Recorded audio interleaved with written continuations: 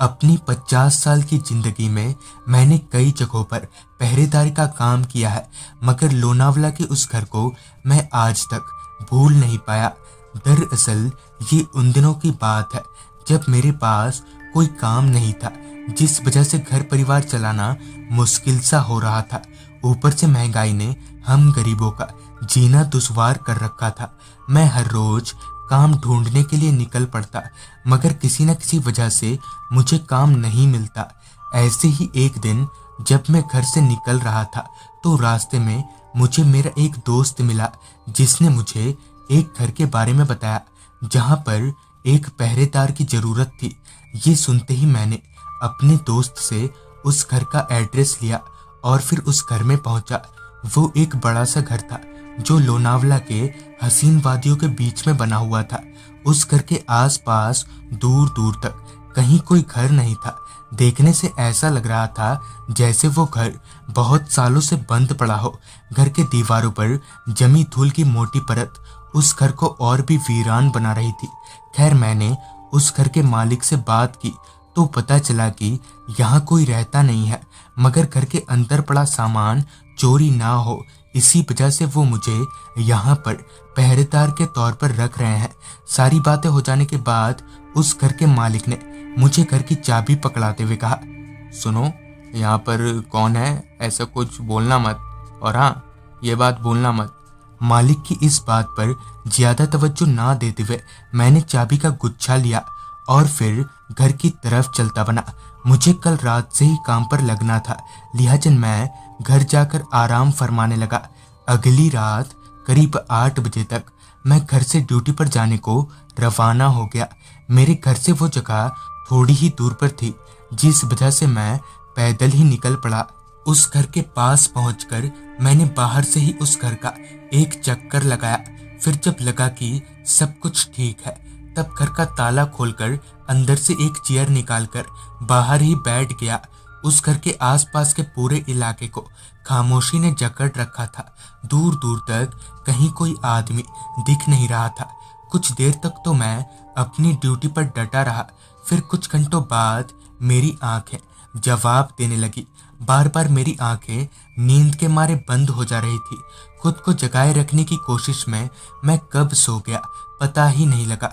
फिर जब मेरी आंख खुली तो अब तक सुबह हो चुकी थी। फिर से उस घर का एक चक्कर मारकर मैं अपने घर के लिए निकल गया। इस तरह से ड्यूटी पर मेरी पहली रात काफी अच्छे से बीती, मगर मुझे इसका जरा भी अंदाजा नहीं था कि आगे मेरे साथ क्या होने वाला है। उसी रात करीब 8 बजे तक मैं फिर से ड्यूटी पर पहुंच गया। उस घर के बाहर टेबल पर बैठा मैं बार बार अपनी निगाहें घुमाए जा रहा था, मगर कल रात की तरह ही आज भी आसपास कोई दिख नहीं रहा था। अब तक मैं मालिक के उस बात को भूल चुका था जो मालिक ने मुझे चाबी देते वक्त बताया था। कुछ ही घंटों में मेरी आंख झपकने लगी।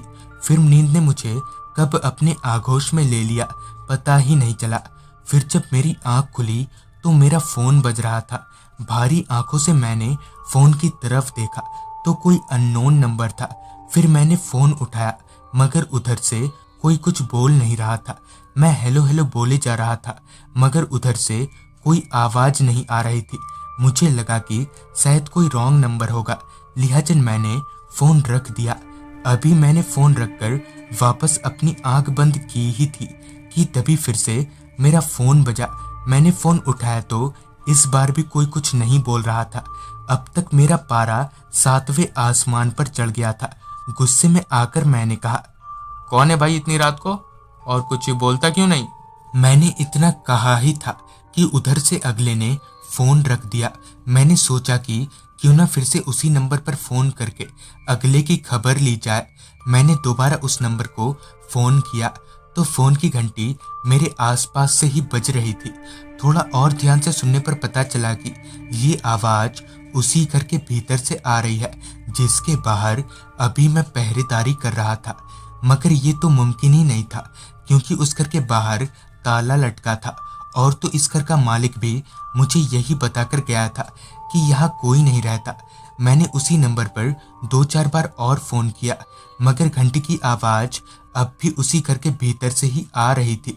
लिहाजन मैंने ज़्यादा दिमाग ना लगाते हुए घर का ताला खोला और अंदर दाखिल हुआ।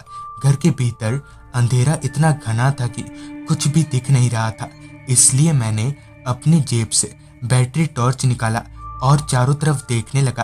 तभी मुझे एक टेबल पर लैंडलाइन फ़ोन रखा दिखा, जिसका कि वायर निकला हुआ था। खैर, मैंने उसी नंबर को फिर से फ़ोन मिलाया तो मैंने जो देखा उसे देखकर मेरे पैरों तले ज़मीन निकल गई।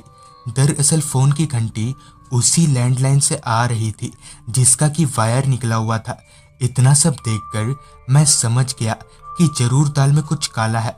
मैं उस घर से निकलने के लिए अभी दरवाजे की तरफ बढ़ ही रहा था कि मुझे ऐसा लगा कि किसी ने पीछे से मेरे कंधे पर हाथ रखा हो।